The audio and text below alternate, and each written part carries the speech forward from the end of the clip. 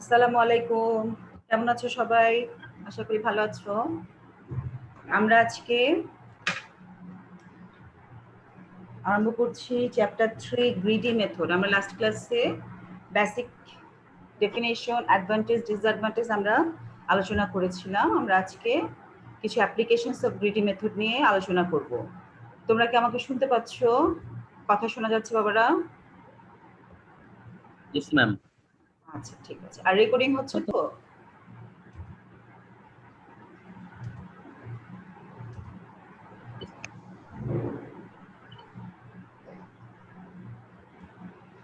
প্রথম কথা, লাস্ট ক্লাসে আমি যা বলেছিলাম যে গ্রিডি মেথড কাকে বলা হচ্ছে। Greedy method an algorithm which always takes the best immediate or local solution while finding an answer, যা কিনা আমরা বিভিন্ন ধরনের solution for some optimization problem এবং which may find less than optimal solution for some instances of other problems. So whenever we think of a solution, we can use the greedy method technique. There's different types of algorithm design method. One of them is greedy method. We can solve some sorts of problem using greedy method. Whenever we think about greedy method, this is very simple and easy to implement. But if you think about the long run solution, then it can be a disastrous. That means it can't give you a optimal solution, or it can be hard to prove whether it is the correct or not, because whenever you get a optimal solution, you are picking the solution to find the overall optimal solution, which may not lead to a full optimal solution. So এখানে আমরা advantage disadvantage আমরা দেখেছি last class-এ. There are some sorts of applications that use greedy method, like as knapsack problem, Prim's algorithm, Kruskal's algorithm, Dijkstra algorithm. এর মধ্যে most probably Prim's, ক্রুশকালস, ডায়াক্সট্রা তোমরা discrete ম্যাথে পড়েছো, ন্যাপস্যাকও পড়ার কথা। তারপরেও আমরা এগুলো এখানে আমাদের যেহেতু সিলেবাসে আছে আমরা দেখব। এগুলো খুব ইজি। আমরা কিছু প্রথমেই যে কাজ করব তা হচ্ছে এক্সাম্পলটা আমরা আগে এক্সাম্পল আকারে দেখব, তারপর আমরা সেটার অ্যালগরিদমটা দেখব। তো সেটা দেখার আগে আমি আরেকটা জিনিস এটা দেখতে চাই, তা হচ্ছে অপটিমাল সলিউশন এবং ফিজিবল সলিউশন কাকে বলি। ফিজিবল সলিউশন গত ক্লাসে বলেছি যে একটা প্রবলেম এর অনেকগুলো সলিউশন হতে পারে কিছু শর্ত সাপেক্ষে, সবগুলো সলিউশনকে বলা হবে feasible solution. Among the solution which gives you the maximum or minimum result of an objective function, সেটাকে আমরা বলছি অপটিমাল সলিউশন। সো গ্রিডি মেথডে আমরা অপটিমাল সলিউশনটা ফাইন্ড আউট করার চেষ্টা করব। তাহলে অপটিমাল সলিউশন যখন ফাইন্ড আউট করার চেষ্টা করব, প্রথমে আমাদেরকে বের করতে হবে টোটাল ফিজিবল সলিউশন কি কি আছে, এবং সেই total number of feasible solution থেকে কোনো একটা ক্রাইটেরিয়ার উপর বেস করে আমরা অপটিমাল সলিউশনটা পিক করব। তাহলে দেখো, আমরা যদি কন্ট্রোল স্ট্রাকচারটা দেখি, প্যারাডিগমস অফ গ্রিডি মেথড বা control abstraction of greedy method, তাহলে আমরা বলতে পারি এই ধরনের একটা কনসেপ্ট যে কীভাবে আসবে কন্ট্রোল অ্যাবস্ট্রাকশন অর অর্ডারিং প্যারাডিগম। প্রথম কথা হচ্ছে, সাপোজ আমাদের একটি অ্যারে আছে এ এবং নাম্বার অফ এলিমেন্টস হচ্ছে এন। ফার্স্ট অফ অল আমাদের হাতে কোনো সলিউশন নেই, সো সলিউশন ইকুয়াল টু নাল। এখন আমার হাতে যে 1 থেকে n পর্যন্ত ডাটা আছে, আমি তাদের জন্য যে কাজটা করব, প্রথমে আমরা একটা সলিউশন নিচ্ছি এক্স, সিলেক্ট, একটা প্রসিডিউর সিলেক্টের মাধ্যমে এ অ্যারে থেকে আমি একটা সলিউশন নিলাম, এবং সেই সলিউশনটা সেটা আমাকে প্রথমে ফাইন্ড আউট করতে হবে। ইফ ফিজিবল, তাহলে সেটা আমার সলিউশন অ্যারেতে চলে আসবে, অর্থাৎ আমার আগের যে সলিউশন ছিল তার সাথে আমি নতুন সলিউশন এক্সটাকে ইউনিয়ন করে দিলাম। তাহলে খেয়াল করো কিভাবে আসছি। প্রথমে আমার সলিউশন যাচ্ছে নাল, আমি প্রতিটা আইটেমের জন্য ট্রাই করছি, আমি একটা পিক করছি এক্স ইকুয়াল টু সিলেক্ট এ, এবং ফিজিবল যদি হয় তাহলে সেটা আমার সলিউশনে চলে আসবে এবং আমাকে রিটার্ন করবে একটা সলিউশন। এটা হচ্ছে কন্ট্রোল অ্যাবস্ট্রাকশন অথবা ordering paradigms for greedy method. That means আমি যে কিছুক্ষণ আগে যে স্লাইডে দেখিয়েছিলাম যে অ্যাপ্লিকেশনসগুলো ন্যাপসেক, প্রিন্স, ক্রুশকাস, ডায়াক্সট্রা, এই সবগুলো অ্যালগোরিদমই, সবগুলো প্রবলেমই কিন্তু এই কনসেপ্টের উপর ভিত্তি করে কাজ করবে। দ্যাট মিনস প্রথমে একটা পিক করব, আমি আগেরটার সাথে মিলাবো যে whether it is feasible or not. যদি ফিজিবল হয় তাহলে সেটাকে আমি অ্যারেতে লিখে দিচ্ছি। তাহলে এটা হচ্ছে আমার গ্রিডি মেথডের কনসেপ্ট। তাহলে এখন আমরা দেখি ন্যাপসেক প্রবলেমটা কি। এখানে ন্যাপসেক প্রবলেমটা লেখা আছে, সবাই একটু পড়ে ফেলো যে ন্যাপসেক প্রবলেমটা কি বলা আছে এখানে। দেখো, knapsack problem. Given an n objects and a knapsack where object I has a weight wi and the knapsack has a capacity m. If a fraction xi of the object I placed into knapsack, a profit pi xi is earned. The objective is to obtain a filling of knapsack maximizing the total profit. এবং এখানে একটা equation দেয়া আছে, maximum P I X I subject to W I X I less than equal to M and xi, the value of xi is in between 0 to 1 and I is 1 to n. Then 3.1, 3.2, 3.3. A feasible solution is any set satisfying 3.2 and 3.3. An optimal solution is a feasible solution for which 3.1 is maximized. এই যে total স্লাইডে যে এতগুলো কথা লেখা আছে, equation দেয়া আছে, ইন আ নাটশেল আমি যদি খুব সহজে করে বলতে চাই তাহলে কনসেপ্টটা হচ্ছে, আমরা যখন সাপোজ আমি একটা ব্যাগ আছে, একজন চোর বা intruder, thief, what ever we say, একটা কাঁধে একটা ব্যাগ নিয়ে একটা বাসায় প্রবেশ করলো, চুরি করতে ঢুকলো। তখন কি হবে, চুরি করতে যখন সে যাবে, তার কাঁধের যে ব্যাগটা আছে বা তার যে ওজন বহন করার একটা নির্দিষ্ট ক্যাপাসিটি আছে, এর বেশি সে নিতে পারবে না। আমি যদি তাকে 100 কেজি দিয়ে দেই তাহলে সেটা সম্ভব না তার পক্ষে। তার পক্ষে হয়তো 10 কেজি, 15 কেজি বা 20 কেজি, 30 কেজি নেওয়া সম্ভব। এবং তার ব্যাগেরও একটা ক্যাপাসিটি আছে যে একটা ব্যাগের মধ্যে কতটুকু জিনিস সে আটাতে পারবে, নিতে পারবে। তাহলে কি হচ্ছে, প্রথম কথা হচ্ছে একটা ব্যাগ আছে, তার নির্দিষ্ট একটা ক্যাপাসিটি আছে, সেই ক্যাপাসিটির বাইরে জিনিস নেওয়া যাবে না। এখন তার চোর বা ইন্ট্রুডারের সামনে যতগুলো জিনিস আছে, সে যদি বাসায় ঢোকার পরে প্রথমেই ঢুকে দেখলো যে একটা ড্রয়িং রুমের মধ্যে একটা বড় এলইডি টিভি আছে। এখন সে যদি এলইডি টিভিটা নিয়ে, একটা বড় টিভি আছে, সেই টিভিটাই যদি নিয়ে নেয়, তার ব্যাগের যে ন্যাপস্যাকের যে ক্যাপাসিটি, সাপোজ সেই ক্যাপাসিটিটা ফুল হয়ে গেল, সে আর কিছুই নিতে পারছে না। তাহলে তার যে প্রফিট হবে, তাহলে তাকে কম্পেয়ার করতে হবে যে সে কি বড় এটাই কি নিবে কিনা। অথবা যদি দেখা যায় যে ভেতরের রুমে গেল, লিভিং রুমে থেকে বেডরুমের দিকে যাচ্ছে, সেখানে সে পাচ্ছে তোমার অর্নামেন্টস টাইপের কিছু। এখন যদি সে অর্নামেন্টস টাইপের এই জিনিসগুলো নিয়ে দেয়, তাহলে হয়তো তার প্রফিটটা বেশি হতে পারে।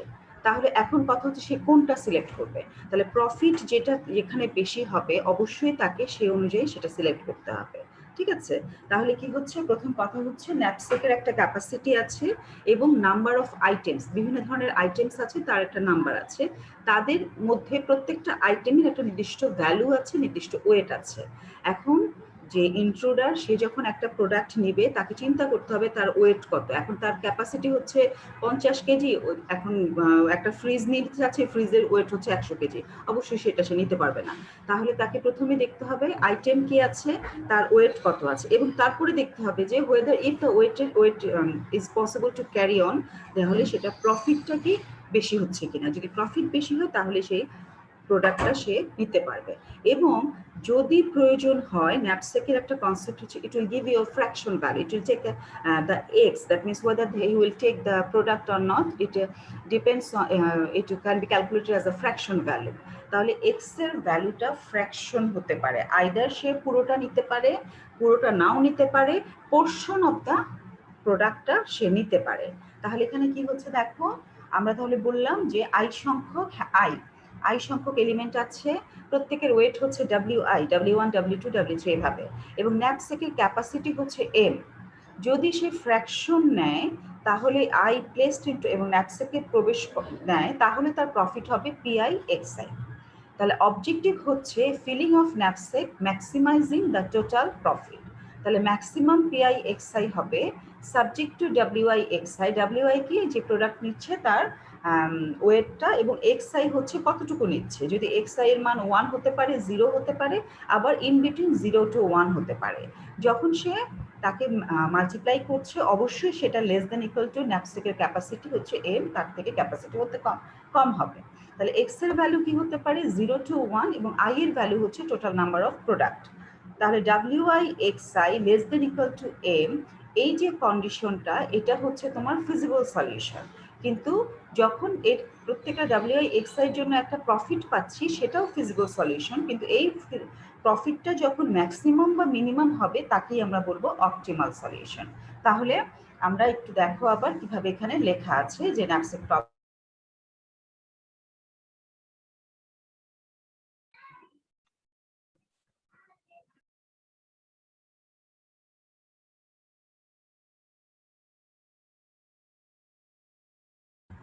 তাহলে এখানে ন্যাপস্যাক প্রবলেমটা ক্লিয়ার সবাই?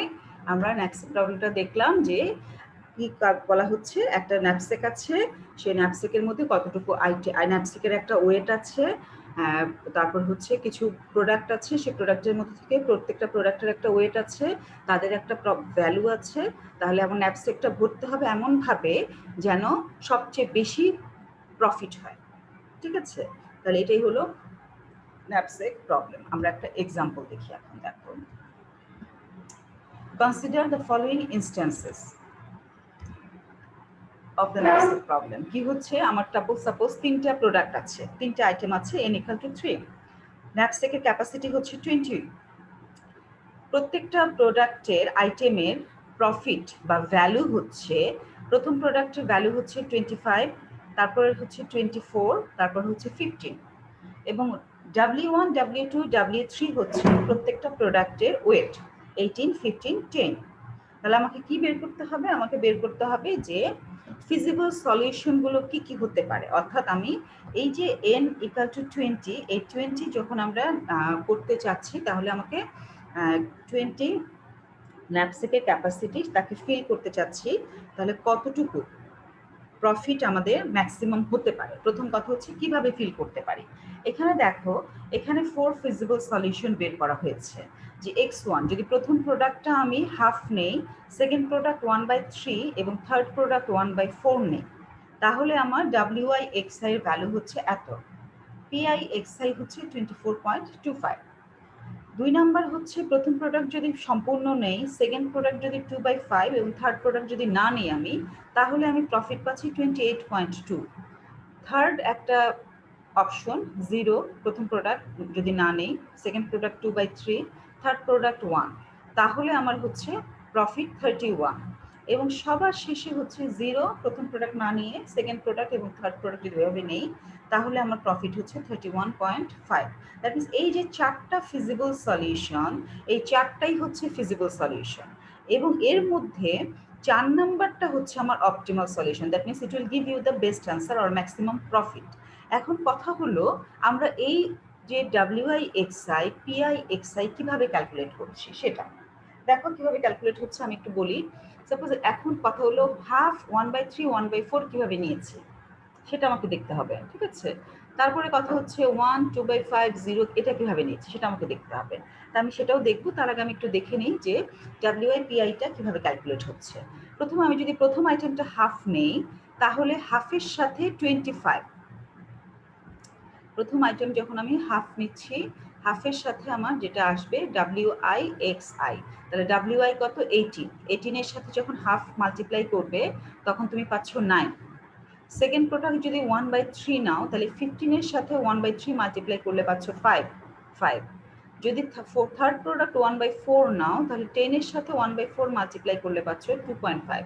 দেখো WX, এটা হচ্ছে W, এটা হচ্ছে X এর ভ্যালু, এই দুটোর মাল্টিপ্লাই পাচ্ছি আমি WI/XI। এখন কথা হচ্ছে আমার ন্যাপস্যাকের ক্যাপাসিটি 20, এখানে আমার টোটাল ক্যাপাসিটি যেটা আসলো সেটা হচ্ছে 16.5। দ্যাট মিনস আমি এভাবে এটা নিতে পারি, এই কম্বিনেশন পসিবল, এটা একটা ফিজিবল সলিউশনের মধ্যে পড়ছে। আবার আমি যখন PI/XI চিন্তা করছি, তখন কি হবে, হাফের সাথে আমার 25 মাল্টিপ্লাই হবে, দ্যাট মিনস 12.5। 1/3 এর সাথে 24, দ্যাট মিনস 3 8 24, 8। 1/4 এর সাথে 15, তাহলে 4 ইন্টু 3.75 হচ্ছে 15, তাহলে পিআই এক্সআই পাচ্ছি 24.25। তাহলে এখানে যে x1 x2 x3 আছে, আমরা সেখান থেকে যেটা পাচ্ছি তা হলো এখান থেকে আমি যা x1 x2 x3 যে ভ্যালুটা নিব, x এর যে ভ্যালুটা নিচ্ছি তার সাথে ডাব্লিউটা করসপন্ডিং ডাব্লিউ মাল্টিপ্লাই করলে পাবো ডাব্লিউআই এক্সআই, এবং করসপন্ডিং পি মাল্টিপ্লাই করলে পাবো পিআই এক্সআই। এভাবে আমি ডাব্লিউআই এক্সআই একটা ফিজিবল সলিউশন যেটা which not exceed the knapsack's capacity, এবং আমরা একটা পিআই এক্সআই পাচ্ছি। Of this 4 solution 4 is the optimal solution। এখন কথা হলো এই যে চারটা অংশ তুমি নিলে, আমি নিচ্ছি যে এক্স প্রথমটা হাফ নিব, সেকেন্ডটার 1/3 নিব, থার্ডের 1/4 নিব, অথবা প্রথমটা থেকে নিচ্ছি আমি 1, সেকেন্ড থেকে নিচ্ছি 2/5, থার্ড থেকে 0, এগুলো কিভাবে ক্যালকুলেশন করছি, এইটা আমরা একটা স্ট্র্যাটেজি মেনটেন করতে পারি যে আমি কিভাবে ক্যালকুলেশন করব। ফর এক্সাম্পল আমি বলতে পারি যে সবচেয়ে বেশি প্রফিট যার, ঠিক আছে, সবচেয়ে বেশি প্রফিট যার, তাহলে সেখানে সবচেয়ে বেশি প্রফিট কার, সবচেয়ে বেশি প্রফিট হচ্ছে 25। হতে পারে যে আমি প্রথমে 25টা নিচ্ছি, ওকে। তাহলে এখন 25 যদি আমি নিয়ে নিই, তাহলে দেখো আমার ক্যাপাসিটি কিন্তু 18 চলে যাচ্ছে, আমার টোটাল ক্যাপাসিটি 20, তাহলে বাকি থাকলো কত, 2, ঠিক আছে। তাহলে আমি প্রথমে 25 নিয়ে নিলাম, ঠিক আছে। এরপরে আমি যখন বাকি থাকছে আর মাত্র 2, তখন আমি কি করব, আমি 20 থেকে আমি বাকি থাকছে 2, আমার আর 2 লাগবে, কিন্তু সেকেন্ড ক্যাপাসিটি হাইয়েস্ট প্রফিট হচ্ছে 24, দ্যাট মিনস 24 যে প্রফিট আছে সেটার ওয়েট হচ্ছে 15, কিন্তু 15 তো আমার লাগবে না, আমাকে নিতে হবে কত, 2, তাহলে আমি কি নিব, 2/15, ঠিক আছে।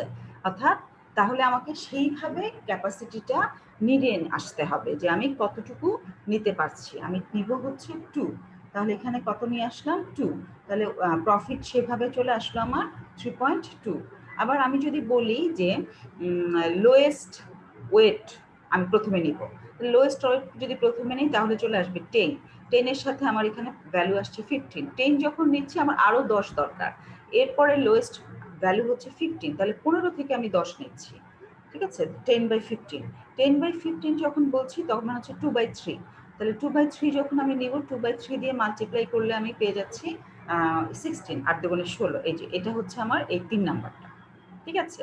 আবার আমি যদি বলি যে এতে আমি সর্টিং করব, পি/ডাব্লিউ তে সর্টেড করব, সর্টেড করার পরে আমি ভ্যালু নিচ্ছি, তাহলে তারপর থেকে সর্টেড করার পরে আমি হাইয়েস্ট ভ্যালুটা প্রফিটটা নিব, সেই ক্ষেত্রে আমার আসবে 0, 1 এবং হাফ, এবং আমাদের এই ক্যালকুলেশনে চলে আসবে ভ্যালুটা, ওকে। আমরা যদি তাহলে স্ট্র্যাটেজি কি বলছি, নন ইনক্রিজিং প্রফিট ভ্যালুস, নন ডিক্রিজিং ওয়েট, অথবা ম্যাক্সিমাম প্রফিট পার ইউনিট, আমরা এই 3টা ক্যাপাসিটি আমি এখানে লিখেছি। আমরা আরও বিভিন্ন ধরনের ক্যাপাসিটি স্ট্র্যাটেজি মেনটেন করতে পারি। নন ইনক্রিজিং মানে হচ্ছে প্রথমে তোমার মোট কথা হচ্ছে decreasing profit values, highest profit ভ্যালুটা প্রথমে নিব। এখানে আসলে এত কঠিন শব্দ না লিখে এখানে সহজেই লেখা যেত highest profit value. Non decreasing that means lowest weight, আমি যেটা কিছুক্ষণ আগে বলেছি, কি বলেছি যে যেমন 2 নাম্বারটা বলা হয়েছে হাইস্ট প্রফিট, 3 নাম্বারে বলা হয়েছে লোয়েস্ট ওয়েট, এবং 4 নাম্বারটা হচ্ছে capacity per profit per unit of capacity. এই 3টা সলিউশন আমি যদি বলি, আবার প্রথম যে সলিউশনটা দেওয়া হয়েছে সেটা হচ্ছে প্রথমটা হাফ নিলাম, তারপরে 1/3 নিলাম, তারপরে 1/4 নিলাম, যদি আরও থাকে তাহলে 1/5, 1/6, এভাবে যদি আমি ক্যাপাসিটি নিয়ে যাই তাহলেও সেটা একটা স্ট্র্যাটেজি বলতে পারি আমি। তাহলে আমি যে স্ট্র্যাটেজি মেনটেন করছি সে অনুযায়ী আমার x1 x2 x3 আসবে এবং ডাব্লিউআই এক্সআই, কারণ আমি প্রথমেই বলেছি একটা প্রবলেম সলভ করার ডিফারেন্ট ওয়ে থাকতে পারে, সবগুলোই আমার ফিজিবল, যেমন এখানে যে 4টা সলিউশন দেখানো হয়েছে সবগুলোই ফিজিবল, আরও অনেক স্ট্র্যাটেজি মেনটেন করতে পারে, সেগুলোও ফিজিবল হবে যদি ডাব্লিউআই এক্সআইটা 20-র মধ্যে থাকে, এবং আমরা এর মধ্য থেকে সবচেয়ে হাইস্ট যে প্রফিট হবে সেটাই হচ্ছে আমার অপটিমাল সলিউশন, ঠিক আছে। তাহলে আমরা যেমন আরেকটা এক্সাম্পল দেখো, consider A knapsack, problem of finding the optimal solution, m equal to 15, that means capacity হচ্ছে 15, এখানে আইটেম আছে 7টা, P1 P2 P3 P4 P5 P7, প্রত্যেকটা প্রফিট দেয়া আছে, ওয়েট দেয়া আছে, তাহলে ফিজিবল সলিউশন কত, ফিজিবল সলিউশন এখানে যেটা বলা হয়েছে যে আমরা যে ইনক্রিজিং প্রফিট দিয়েছি বা নন ডিক্রিজিং প্রফিট দিয়েছি সেভাবে যদি বলি যে সবচেয়ে ইনক্রিজিং প্রফিট হচ্ছে 18, প্রথমে আমি 18, অর্থাৎ এখানে 18 হচ্ছে 6 নাম্বার, তাকে নিচ্ছি, তারপরে প্রফিট হচ্ছে 15, আমি তাকে নিলাম। তারপরে প্রফিট হচ্ছে 10, আমি তাকে নিলাম। তাহলে কি হচ্ছে 1 3 7, দেখো 1 2 3, 1 3 7, আমি 7 যদি 4 নেই, 5 নেই, 9 হচ্ছে 10 11, তারপরেও 4 বাকি থাকে। 4 বাকি থাকলে সেটা আমি নিব 7 এর থেকে। তারপরে আমি নিব এই যে 4/7, 4/7, সে অনুযায়ী আমার WIXI ক্যালকুলেশন হয়ে যাবে, মাল্টিপ্লাই করে PIXI বের হয়ে যাবে। আবার পরবর্তী যখন এটা বলা হয়েছে নন ডিক্রিজ অর্থাৎ লোয়েস্ট ওয়েট হচ্ছে আমার এই যে 3 4 5 আর 7 নাম্বার হচ্ছে লোয়েস্ট ওয়েট। তাহলে 5 আর 7 আমি নিব, তারপরে নিব আমি প্রথমটা, তারপরে নিব সেকেন্ড, তারপরে আমি যদি প্রয়োজন হয় আরো 4 বাকি থাকে আমি 4/5, তাহলে এটা হচ্ছে আমার লোয়েস্ট ওয়েট থেকে আমার PIXI WIXI বের হচ্ছে। এবং সবার শেষেরটা হচ্ছে P/W যদি ক্যালকুলেশন করে আমরা একটা সর্টেড করি, সেখান থেকে আমি নিলে আমি একটা সলিউশন পাচ্ছি। তাহলে আমরা কিভাবে কনসিকুয়েন্স প্রবলেমটা সলভ করলাম, এখানে যে সলিউশনটা দেয়া আছে এখানে বলা হয়েছে 3টা স্ট্র্যাটেজি, ঠিক আছে? একটা হলো হাইস্ট প্রফিট, 2 নাম্বার হচ্ছে লোয়েস্ট ওয়েট, এবং 3 নাম্বার হচ্ছে P/W ক্যাপাসিটি। এখন এটাকে আমি যদি একটু দেখাই যে কিভাবে, দেখো বইতে এটা লেখা দেয়া আছে, তোমরা বই থেকে দেখে নিবে যে প্রবলেমটা আমি মাত্র দেখালাম সেটা কিভাবে সলভ করা হয়েছে। এই যে ABCDEFG, আমরা যদি প্রফিটগুলোকে এভাবে নিয়ে থাকি তাহলে আমরা প্রথমে বের করে ফেলবো নন ইনক্রিজিং প্রফিট, অর্থাৎ নন ইনক্রিজিং প্রফিট না বলে আমি এখানে যদি বলি যে হাইয়েস্ট প্রফিট, সেক্ষেত্রে হাইয়েস্ট প্রফিট আমরা প্রথমে নিচ্ছি। হাইয়েস্ট প্রফিট হচ্ছে F নাম্বার, তারপর C, এভাবে আমাদের আইটেমটা চুজ হবে। আবার আমি যদি বলি যে লোয়েস্ট ওয়েট,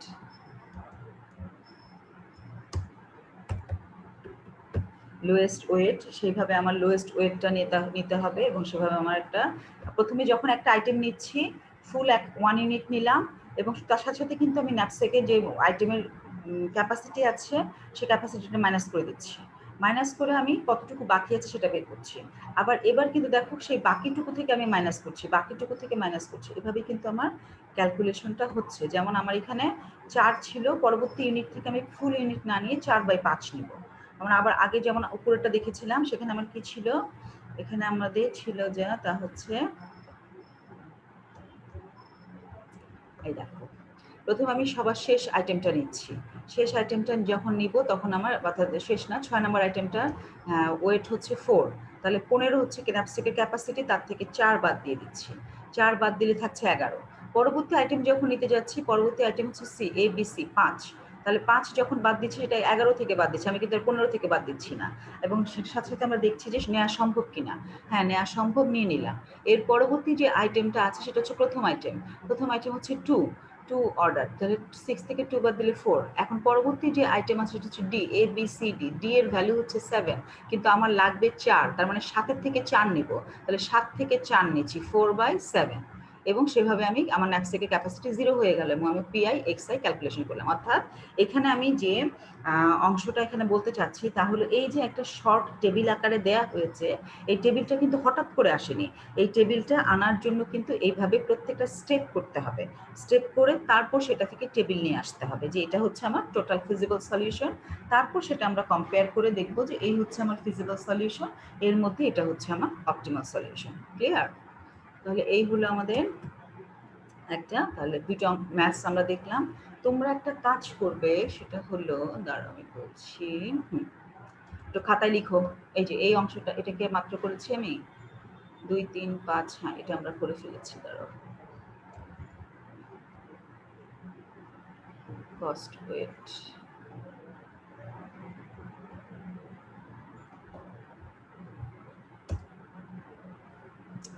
এখানে এই ম্যাথসটা লিখে রাখো খাতায়।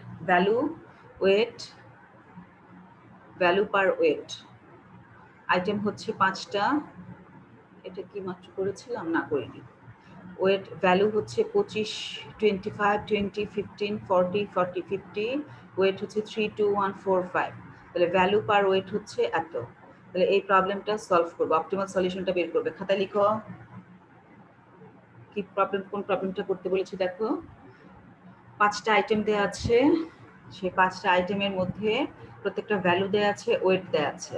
আমাকে বের করতে হবে গ্রিডি অ্যালগরিদম ব্যবহার করে ফ্র্যাকশনাল ন্যাপসেক প্রবলেম। সেই ন্যাপসেকের ক্যাপাসিটি হচ্ছে 6 LB, 6 পাউন্ড হচ্ছে ন্যাপসেকের ক্যাপাসিটি। তাহলে 25, 20, 15, 40, 50 আর হচ্ছে 3, 2, 1, 4, 5। এই প্রবলেমটা সলভ করে আজকের যে লিঙ্কটা দেওয়া আছে তার কমেন্ট বক্সে অ্যান্সারটা পাঠিয়ে দিবে। যেমন এখানে আরো মনে হয় আছে ক্যাপাসিটি কিছু, যে এখানে কি সুন্দর সুন্দর অঙ্ক দেওয়া আছে দেখো। এটা অবশ্য 01 ন্যাপসেক দিয়ে করেছে, আমরা 01 ন্যাপসেক ডাইনামিক প্রোগ্রামিং এ দেখবো। ভ্যালু দেওয়া আছে, ওয়েট দেওয়া আছে, ন্যাপসেকের ওয়েট দেওয়া আছে, সেখান থেকে একটা সলিউশন বের করতে হবে। আবার এখানে আরো আছে ভ্যালু, ওয়েট আছে, কস্ট আছে। আচ্ছা তোমরা একটা অঙ্কই দিলাম, সেটাই করো।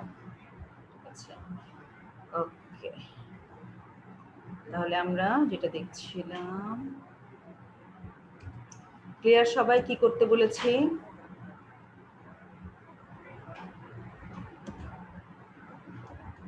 তাহলে প্রথম যে কথাটা বলেছি তা হচ্ছে এই যে এই ম্যাথসটা করা হয়েছে, এই ম্যাথসটার সলিউশনটা খাতায় লিখবে যে কিভাবে এই 4টা ফিজিবল সলিউশন বের করেছে। এক্সাম্পলটা অ্যান্সার দেয়াই আছে, শুধুমাত্র খাতায় তুলবে এবং সেটা দিবে আমাকে, এটাও আমাকে দিতে হবে। এখন এটা যে করা আছে এটা হুবহু বইতে করা আছে, এটা তেমন করা দরকার নেই, এটা দেখি ওগুলো করবে। এবং লাস্ট একটা অঙ্ক দিয়েছি আমি গুগল থেকে ইয়ে করে, একটা কিছু নাম্বার দিয়ে দিয়েছি, সেই নাম্বারগুলো থেকে সেই ম্যাথসটা ক্যালকুলেট করে অপটিমাল সলিউশনটা বের করবে। ওকে, কোনো কোশ্চেন আছে? ক্লিয়ার সবাই? নেক্সট ক্লাসের হোমওয়ার্কটা কি দিয়েছি? আচ্ছা, এরপর আমরা আসি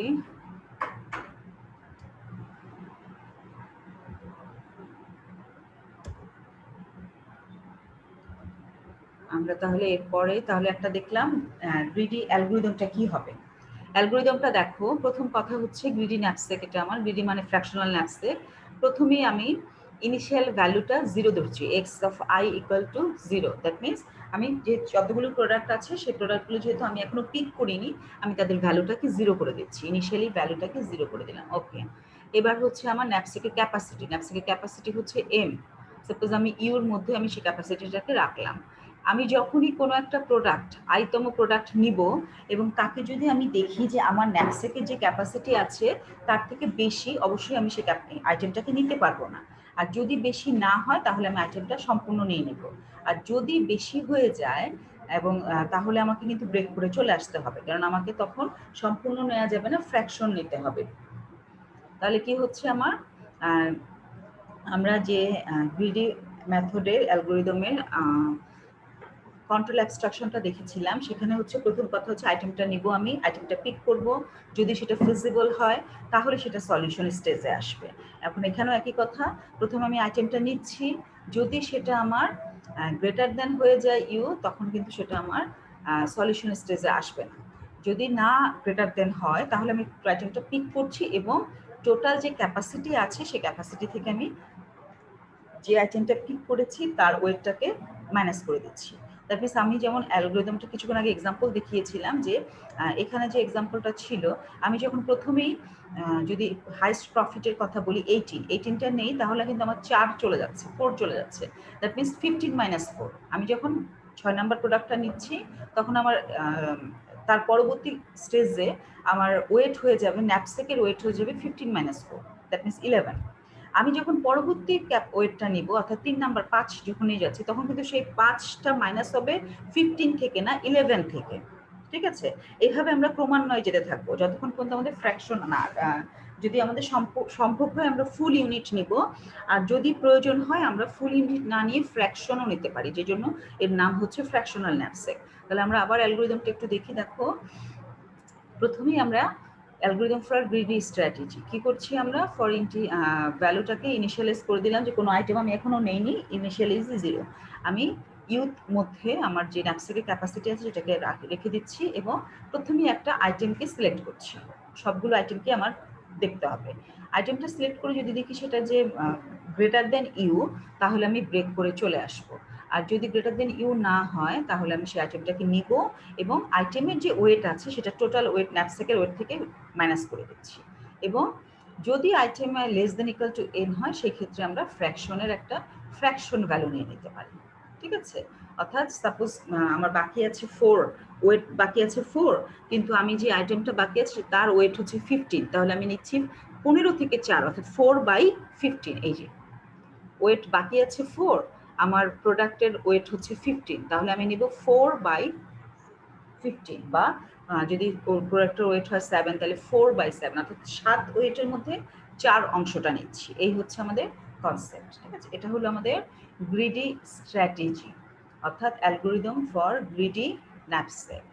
আমরা যদি বলি যে এখন গ্রিডি ন্যাপস্যাকে অপটিমাল সলিউশন কে দিবে, অপটিমাল সলিউশন সাধারণত গ্রিডি ন্যাপস্যাকে স্টাডি করে দেখা গেছে যে যদি PI by WI greater than equal to P2 W2 PN WN তাহলে গ্রিডি ন্যাপস্যাক অপটিমাল সলিউশন দিবে যে কোনো ইনস্ট্যান্সের জন্য। আমরা যদি normally highest profit lowest profit বা হাইয়েস্ট ওয়েট লোয়েস্ট ওয়েট এভাবে না করি সবই ফিজিবল সলিউশন হবে।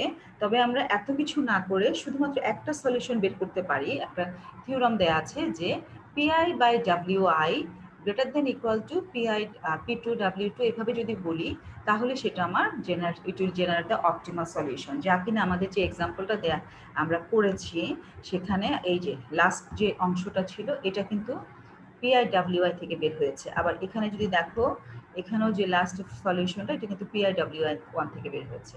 অর্থাৎ আমি যদি প্রফিট পার ওয়েট একটা রেশিও বের করে তাকে সর্টিং করি তাহলে প্রথম থেকে আমরা যখন নিব তখন সেটা আমাকে অপটিমাল সলিউশন দেবে। এই কারণে যখন এখানে আমরা গ্রিডি ন্যাপস্যাকের একটা কমপ্লেক্সিটি বের করতে যাচ্ছি তখন দেখা যাচ্ছে সর্টিং করার জন্য একটা অ্যালগোরিদম প্রয়োজন, আবার গ্রিডি ন্যাপস্যাকের জন্য একটা অ্যালগোরিদম। সেক্ষেত্রে এই দুটোর মধ্যে হাইস্ট হচ্ছে n log n, so total time complexity হচ্ছে big O of n log n।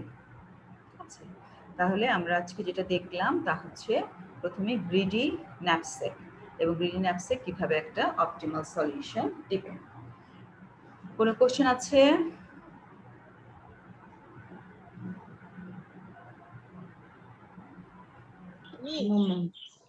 Clear?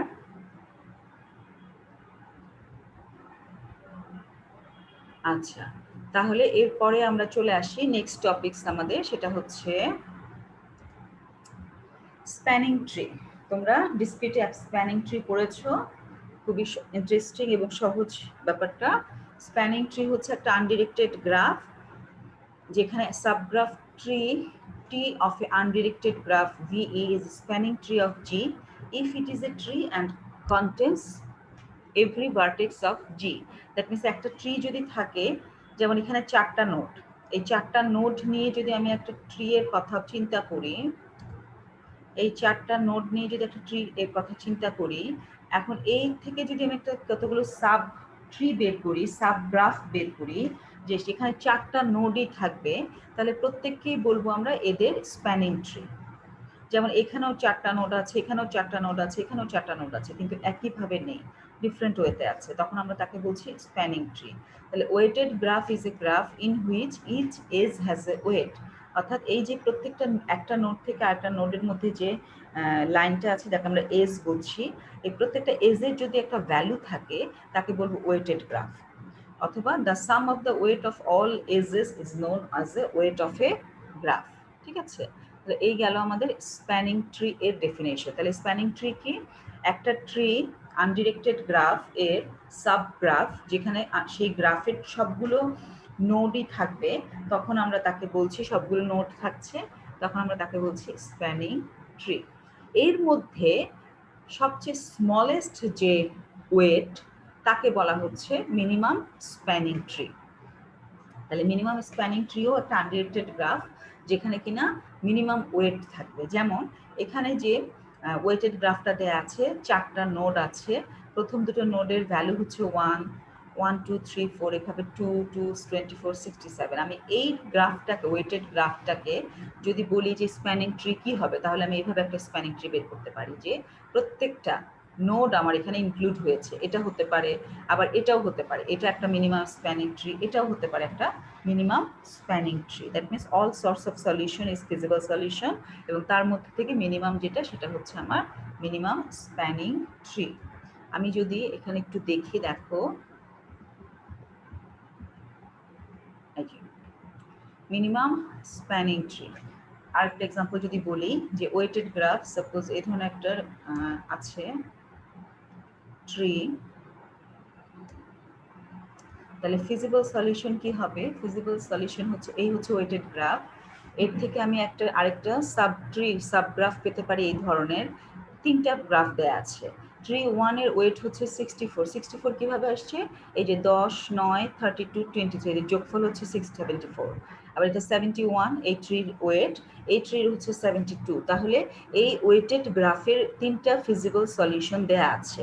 এই 3টা ফিজিবল সলিউশনের মধ্যে মিনিমাম হচ্ছে এই সলিউশনটা, তাহলে এইকে বলা হচ্ছে আমার minimum spanning tree.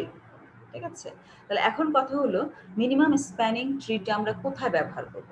Minimum spanning ট্রিটা আমরা ব্যবহার করতে পারি independent spanning tree set of circuit equation for electric network. For example, spanning tree for electric network is obtained. Network is তারপর Kirchhoff's second law is used on cycle to obtain a circuit operation. Another application of from the spanning tree is minimal subgroup and offset. অর্থাৎ আমরা বিভিন্ন কাজে কিন্তু spanning ট্রিটা ব্যবহার করতে পারি। For example, আমরা যদি ইলেকট্রিক নেটওয়ার্কের জন্য সার্কিট ইকুয়েশনের জন্য ব্যবহার করি সেটাও করতে পারি। আমরা যদি যে কার্শফ সেকেন্ড ল সলভ করার জন্য ব্যবহার করতে চাই সেটাও বের করতে পারি। আমরা মিনিমাম স্প্যানিং ট্রি বের করতে পারি যখন আমরা বলছি যে সেলসম্যান ট্রাভেল করছে সেটার জন্য, সেটাও হতে পারে ডেলিভার করার জন্য, পোস্টাল সার্ভিস ডেলিভার করার জন্য, অথবা কোনো একটা মেশিন আছে তাকে অ্যাসেম্বল করতে হবে, কিভাবে সেটা করা যেতে পারে তার জন্য। অর্থাৎ ডিফারেন্ট সোর্স অফ অ্যাপ্লিকেশন আমরা মিনিমাম কস্ট স্প্যানিং ট্রি ব্যবহার করে সলভ করতে পারি। এখন মিনিমাম কস্ট স্প্যানিং ট্রি নির্ণয় করার জন্য আমরা এখানে বেশ কিছু মিনিমাম কস্ট স্প্যানিং ট্রি নির্ণয় করার জন্য এখানে একটা খুব সুন্দরভাবে এক্সাম্পল জেনেটিক অ্যালগোরিদমটা কীভাবে কাজ করছে সেটা দেয়া আছে। আমরা যেটা দেখব সেটা হচ্ছে Prim's algorithm for finding the minimum cost spanning tree. তোমরা প্রিমস অ্যালগোরিদমটা অলরেডি পড়েছো। আমরা সেখান থেকে যদি দেখি যে প্রিমস অ্যালগোরিদম কী কাজ করবে, প্রিমস অ্যালগোরিদম করবে আমাদের এখানে এক্সাম্পলটা দেওয়া আছে। সাপোজ আমাকে এই একটা গ্রাফ আছে, সেখান থেকে আমার বের করতে হবে মিনিমাম কস্ট স্প্যানিং ট্রি। তাহলে আমি এখান থেকে একটা মিনিমাম কস্ট স্প্যানিং ট্রি এভাবে বের করতে পারি। এটা হচ্ছে আমার ইনিশিয়াল গ্রাফ, এটা হচ্ছে আমার ফাইনাল গ্রাফ। তাহলে এখান থেকে আমার এখানে আসতে হবে কিভাবে?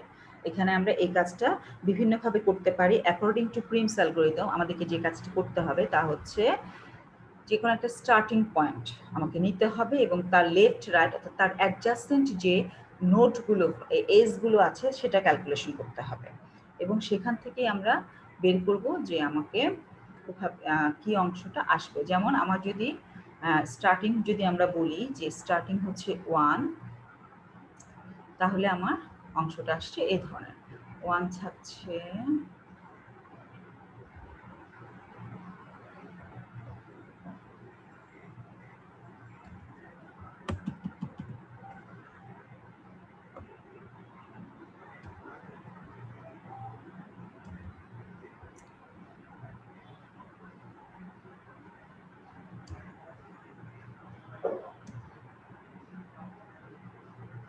আচ্ছা, তাহলে এখানে আমরা পাশাপাশি একটু রাখি, তাহলে হয়তো আমাদের বুঝতে সহজ হবে।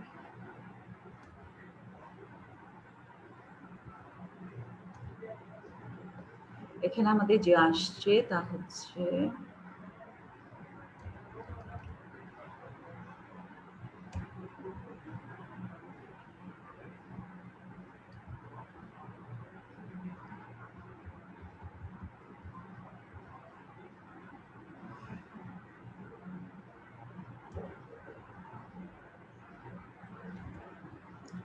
আচ্ছা, প্রথমে স্টার্টিং যখন আমরা 1 নিচ্ছি, 1 এর অ্যাডজাস্টমেন্ট হচ্ছে 1 থেকে 2, 1 থেকে 6।